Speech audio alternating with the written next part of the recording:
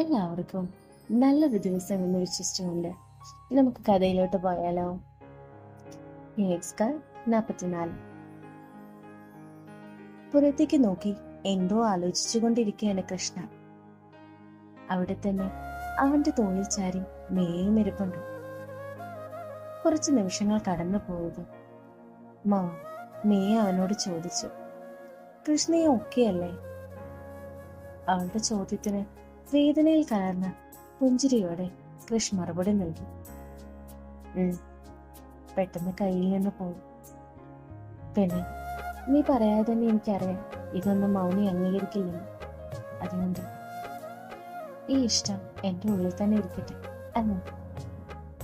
അതിന് മറുപടി പറയാൻ നൽകാത്ത നീ അവന്റെ തോളിൽ ചുണ്ടി ചേർത്തു. അത് മാത്രം മതിയായിരുന്നു അവനുള്ള മറുപടി. ചിരിയോടെ അവളെ നോക്കിയിട്ട് പറഞ്ഞു, നമുക്ക് അവർക്കരികിലേക്ക് പോയാലോ? അതെ, കുറെ നേരമായി നമ്മളിവിടെ. അവിടെ എന്താന്നറിയില്ല. വാ. മിയ കൃഷിന്റെ കൈ പിടിച്ചെഴുന്നേറ്റു. അങ്ങോട്ട് പോകുന്നതിനിടയ്ക്ക് അവൻ ചോദിച്ചു, വിക്രമിന് അവളെ നേരത്തെ അറിയാമല്ലേ? അതേടാ, ഇനിയും എന്തൊക്കെയോ കെട്ടുപിണഞ്ഞ് കിടക്കുകയാണ്. നമുക്കത് മനസ്സിലാക്കണം. നീ വാ. അവർ ഇരുവരും മൗനിയുടെയും വിക്രമിന്റെ മരുകിലേക്ക് ചെന്നു. മൗനിയുടെ കണ്ണുകൾ തുടച്ചുകൊണ്ടിരിക്കുന്ന വിക്രമിനെ കണ്ടിട്ട് വേണ്ടെന്ന് വെച്ചിട്ട് കൃഷിന്റെ കണ്ണുകൾ നിറഞ്ഞു. എന്നാൽ കൂടി അവൻ പെട്ടെന്ന് കണ്ണുകൾ അടച്ച് അത് നിറഞ്ഞ കണ്ണുനീരിനെ ഇല്ലാതാക്കി കളഞ്ഞു. അതറിഞ്ഞതിനാലാണ് അവന്റെ കൈകളിൽ മേയുടെ കൈകൾ മുറുകിയത്. പക്ഷെ അതവന് വല്ലാത്തൊരു ധൈര്യം പകരുക തന്നെ ചെയ്തു. ശേഷം അവർക്കരികിൽ വന്ന് അവർ ചോദിച്ചു, വിക്രമിന് മൗനി നേരത്തെ അറിയാമല്ലേ? അതെ കൃഷ്, ഞങ്ങൾ കളിക്കൂട്ടുകാരാണ്. മൗനിയെ തലോടിക്കണ്ട് കൃഷ് മറുപടി നൽകി. പിന്നെ എന്തുകൊണ്ട് ഇവളെ തേടി വന്നില്ല? മേയുടെ ചോദ്യം ന്യായമാണ്, ഞാൻ തീർത്തു തരാം. വിക്രം ഇരുവരോട് നോക്കിക്കൊണ്ട് പറഞ്ഞു, മൗനി എനിക്ക് 15 വയസ്സുള്ളപ്പോഴാണ് നാട്ടിൽ നിന്ന് പോകുന്നത്. കുറെ കാലം ഞങ്ങളിൽ വേദന നിറഞ്ഞു. വളരും തോറും ഞാനത് മറന്നു കളഞ്ഞു. പിന്നെ കേദാറും ഞാനും തമ്മിലുള്ള ബന്ധം ശരിക്കും അവന്റെ ചേച്ചിയെ എന്റെ ഏട്ടന് വേണ്ടി പണ്ടേ ഉറപ്പിച്ചതാണ്. പക്ഷെ ചേച്ചിക്ക് സംഭവിച്ച ഇൻസിഡന്റ്, അതോടെ കൂടെയുള്ള ആത്മഹത്യ, ചേട്ടന്റെ മനസ്സ് വല്ലാത്തൊരു ഡിപ്രഷനിലോട്ട് പോയി. ഡ്രഗ്സ്, ഡിപ്രഷൻ, അവസാനം അവനും ഒരു കയറിൽ ലൈഫ് അങ്ങ് തീർത്തു. അങ്ങനെ 2 കുടുംബങ്ങളും ആകെ തകർന്ന അവസ്ഥയിൽ ഇരിക്കുകയാണ്. അങ്ങനെ കേദാർ ഒരിക്കൽ എന്നെ കാണാൻ വരുന്നു. അവനിൽ നിന്ന് ചേച്ചിയുടെ മരണത്തിന്റെ കാര്യം ഞാൻ അറിഞ്ഞു. അന്ന് ഞാൻ പോലീസ് ടെസ്റ്റിന് വേണ്ടി നിൽക്കുന്ന സമയമായിരുന്നു. എന്നാലും ഇരു കുടുംബത്തിന്റെയും സന്തോഷം ഇല്ലാതാക്കിയവരെ നിയമത്തിന് മുന്നിലെത്തിക്കാൻ ഞങ്ങൾ തീരുമാനിച്ചു. ഞങ്ങൾ രണ്ടുപേരും ആ കാര്യങ്ങൾ തെളിയിക്കാൻ വേണ്ടി 2 വർഷത്തോളം സമയമെടുത്തു. ഇതിനുള്ളിലാണ് അവൻ നിങ്ങളുമായി എടുക്കുന്നത്. അന്ന് നിങ്ങൾക്ക് ഓർമ്മയില്ലേ അവിടെ വന്നത്? അന്ന് എന്താണെന്ന് സംഭവിച്ചെന്ന് തനിക്ക് ഓർമ്മയുണ്ടോ? വിക്രമിന്റെ വാക്കുകൾ കേട്ട് കൃഷി പകുതിയെ തലയാടി. എന്നിട്ട് പറഞ്ഞു, ഉണ്ട്. അന്ന് ഞങ്ങൾ വരുമ്പോൾ കേദാർ വല്ലാതെ പരിഭ്രാന്തനായിരുന്നു. ഒന്നു മാത്രം പറയുന്നുണ്ടായിരുന്നു, അവൻ അവരുടെ പിടിയിലാകരുതെന്ന്. അപ്പോൾ അത് താനായിരുന്നു അല്ലേ? കൃഷിന്റെ ചോദ്യത്തിന് വിക്രം മറുപടി നൽകി. അതെ. അപ്പോൾ താൻ ബാക്കി പറ. ശരി. കൃഷി തുടർന്നു. ഞങ്ങൾ വേഗം എത്താൻ മെയിൻ റോഡ് കഴിഞ്ഞുള്ള ഷോർട്ട് കട്ട് വഴി കയറി വരാൻ നോക്കുകയാണ്. പെട്ടെന്ന് ഒരു വണ്ടി വന്നു ഞങ്ങളെ ഓവർടേക്ക് ചെയ്തു. ആദ്യം കരുതിയത് അത് ഒരു തെറ്റായിരുന്നു എന്നാണ്. എന്നാൽ പിന്നീട് അവിടെ നടന്ന കാര്യങ്ങൾ അത് അങ്ങനെയല്ല എന്ന് തെളിയിക്കുന്നതായിരുന്നു. കൃഷി തന്റെ ഓർമ്മയിലേക്ക് പോയി. ഇനിയുള്ളത് അന്ന് നടന്ന സംഭവം. കൃഷ്ണൻ കേദാറെ നോക്കി നിൽക്കെ അവർക്ക് മുന്നിൽ നിന്ന വണ്ടിയിൽ നിന്ന് ഗുണ്ടകൾ എന്ന് തോന്നിക്കുന്നവർ പുറത്തേക്ക് ഇറങ്ങി. ഞെട്ടിയിരിക്കുന്ന കൃഷ്ണനെ നോക്കി വല്ലാത്തൊരു ഭാവത്തോടെ കേദാർ പറഞ്ഞു, നീ പേടിക്കണ്ട, ഇത് എനിക്കിട്ടുള്ള പണിയാണ്. ഞെട്ടി നിൽക്കുന്ന കൃഷിനെ നോക്കി വല്ലാത്തൊരു ചിരിയോടെ തന്റെ ഷർട്ട് നേരെയാക്കി അവൻ അവർക്ക് മുന്നിലേക്ക് ചെന്നു. കൃഷി അപ്പോൾ നോക്കുകയായിരുന്നു. തനിക്ക് മുന്നിൽ എപ്പോഴും കുസൃതിയോടെ മാത്രം കണ്ടിട്ടുള്ള അവന്റെ മുഖം. അവരുടെ കൈകളിലുള്ള ആയുധങ്ങൾ കണ്ടതും കൃഷിൽ ഭയമായിരുന്നു നിറഞ്ഞത്. എന്നാൽ കേദർ വല്ലാത്തൊരു ചിരിയോടെ കൈ നീട്ടി അവരെ വരാനായി കൈ കാണിച്ചു. അത് കണ്ടതും കൂട്ടത്തിൽ ഒരു തലവൻ എന്ന് തോന്നിക്കുന്ന ആൾ അവന് നേരെ കണ്ണ് കാണിച്ചു.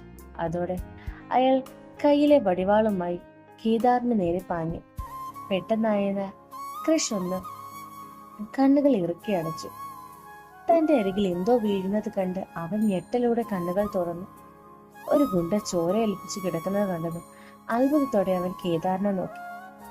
കുസൃതിയോടെ തന്നെ നോക്കി ചിരിക്കുന്നവനെ കണ്ടതും ആ സന്ദർഭത്തിൽ പോലും അവന്റെ ചുണ്ടുകളിൽ സ്ഥാനം പിടിച്ചു.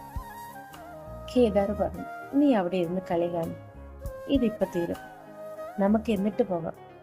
ചിരിയോടെ പറഞ്ഞുകൊണ്ട് പിന്നെ അവിടെ നടന്നത് കേദാറിന്റെ വിളയാട്ടം തന്നെയായിരുന്നു. എല്ലാവരെയും നിഷ്പ്രയാസം അവൻ അടിച്ചു നിരപ്പാക്കി. എല്ലാവരും വേദനയോടെ കിടന്ന് കരയാൻ തുടങ്ങി. അത്രയും പറഞ്ഞ് കൃഷി നിർത്തി. എന്നിട്ട് അന്ന് ഞാനില്ലായിരുന്നെങ്കിൽ ഒരുപക്ഷെ അവനെ നീ ഭൂമിയിൽ കാണുമായിരുന്നു. അവൻ ഒരിക്കലും അവന്റെ മാനിക്കുട്ടിയെ കാണാതെ പോവില്ലായിരുന്നു. അവസാനം കൃഷി പറഞ്ഞത് മൗനിയുടെ മുഖത്തേക്ക് നോക്കിയിട്ടായിരുന്നു. ആ നോട്ടത്തിന്റെ തീഷ്ണത്തിൽ മൗനി അറിയാതെ തല താണുപോയി. കൃഷി തുടർന്നു. കേദാർ എല്ലാവരെയും അടിച്ച് നിലംപരിശാക്കിയ ശേഷം തിരിഞ്ഞു നോക്കി. അവൻ പക്ഷെ ഞെട്ടിപ്പോയി. കൃഷിനെ പുറകിൽ നിന്ന് ആക്രമിക്കാൻ ശ്രമിക്കുന്ന ഒരുവൻ. കൃഷ് കേദാർ അലർന്ന് കേട്ട് കൃഷി തിരിഞ്ഞതും എന്തോ ശക്തമായ ഒന്ന് അവന്റെ നെഞ്ചിന് നേരെ ശക്തമായി പതിച്ചു. ശ്വാസം നിന്ന പോലെ വീഴാൻ പോയ കേദാറിന്റെ നേരെ പിന്നെയും പ്രഹരമേറ്റു. അത് അവന്റെ കണ്ണുകൾക്ക് ചെറിയ ചില്ലി കഷ്ണങ്ങൾ വന്നു പതിച്ചു. അതോടൊപ്പം തന്നെ കൃഷി താഴേക്ക് പതിച്ചു. അത് കണ്ടുകൊണ്ട് അവർക്കരികിലേക്ക് കുതിച്ച കേദാറിന്റെ പുറകിൽ എന്തോ ഒന്ന് തുളഞ്ഞു കയറി. ഞെട്ടലോടെ നോക്കിയതും അതൊരു വാളാണെന്ന് അവന് മനസ്സിലായി. വേദനയോടെ പ്രയാസപ്പെട്ട കേദാർ ആ കൊത്തിയവന്റെ കഴുത്തിൽ പിടിച്ചു. പെട്ടെന്ന് അവിടെ കൂട്ടത്തിൽ ഒരുവൻ കേദാറിന്റെ തലയ്ക്ക് ആഞ്ഞടിച്ചു. വേദനയിൽ വീണ കേദാറിനെ പിന്നെയും പിന്നെയും അവർ പ്രഹരിച്ചുകൊണ്ടിരുന്നു. അത്രയും പറഞ്ഞ് കൃഷി നിർത്തി. എന്നിട്ട് അതാണ് ഞാൻ കണ്ണുകൾ അടയ്ക്കുന്നതിന് മുമ്പ് കണ്ടത്. പിന്നെ എണീക്കുമ്പോൾ എന്റെ ഉള്ളിലാണ് കേദാർ എന്ന് എനിക്ക് മനസ്സിലായി.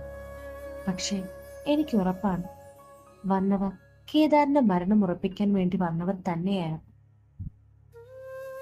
പറഞ്ഞു തീർത്തവൻ നോക്കിയതും മൗനിയുടെ മുഖത്തേക്കായി.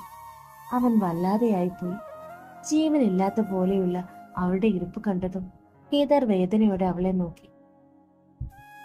ഇനി ഞാൻ പറയാം, വിക്രം അവരെല്ലാവരെയും നോക്കി പറഞ്ഞു. നിങ്ങൾ ചോദിച്ചതുപോലെ ഞാൻ എന്തുകൊണ്ടാണ് മൗനിയെ തേടി വരാതിരുന്നതെന്നും അന്ന് അവർ അവനെ മാത്രമായിരുന്നില്ല അവസാനിപ്പിക്കാൻ ശ്രമിച്ചത്, എന്നെയുമായിരുന്നു.